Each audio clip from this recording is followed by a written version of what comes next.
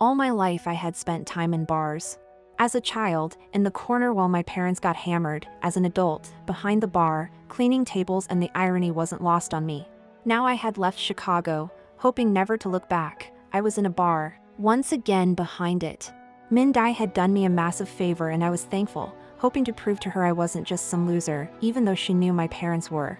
"Freya, can you bring up another case of whiskey?" She shouted down to me and I groaned as I managed to pull it up the stairs, dragging it behind the bar. "Thanks, sweetness," she smiled. Her dyed blonde hair was to her chin, her dress way too revealing for a woman her age, but I wasn't going to judge her. The Hammers bar had been in Mindy's family before she was born. It was small, in the back street of Peoria, Illinois. It was a classic small-town bar, wooden floors and bar, small seating dotted around. There were a few customers, and one put his hand up and I approached him with a new beer, taking his old bottle away. "Can you open up tomorrow?" I hate to ask, but Mindai started. "Of course. Got nothing else going on," I chuckled, wiping down the bar. Mindai had opened her business to me, for work, because of two reasons. She was desperate for staff, and I was desperate to get out of Chicago.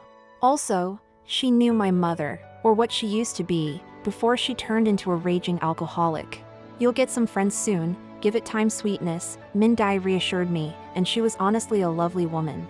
"Meh, I don't mind," I shrugged, pushing my hair back. I needed to redo it, the red slowly being washed out, boring brown staying. Usually, I did the morning shift at the bar, but Mindai was due to leave soon and anything I could to help her out I would.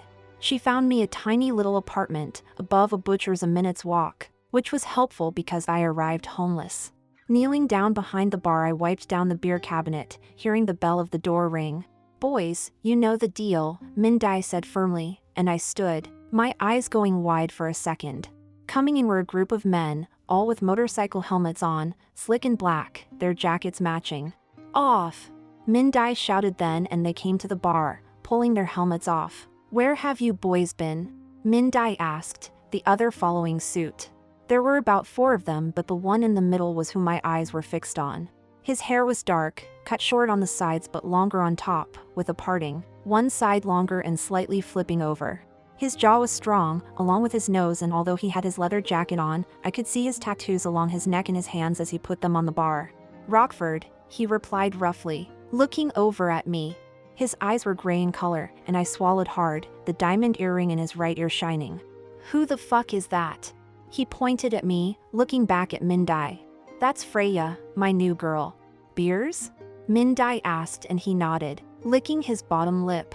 "Bottom shelf," Mindai said to me, and I came back to reality, putting 4 bottles onto the bar. "Trip, can you connect this fucking keg?" Mindai asked, and another dark-haired guy, shorter than the other, with a beard came around and I moved, making space for him. "Thanks, sweetness," Mindai sighed. "Where are you from?" the man asked me, and I swallowed again, a lump in my throat. "Chicago," I squeaked out. "Really, Mindai?" He scoffed and she slammed her hand on the bar. "Leave her alone, Raze, I fucking mean it," she barked, and the guy doing the keg, Trip I think it was, stood, giving me a smile.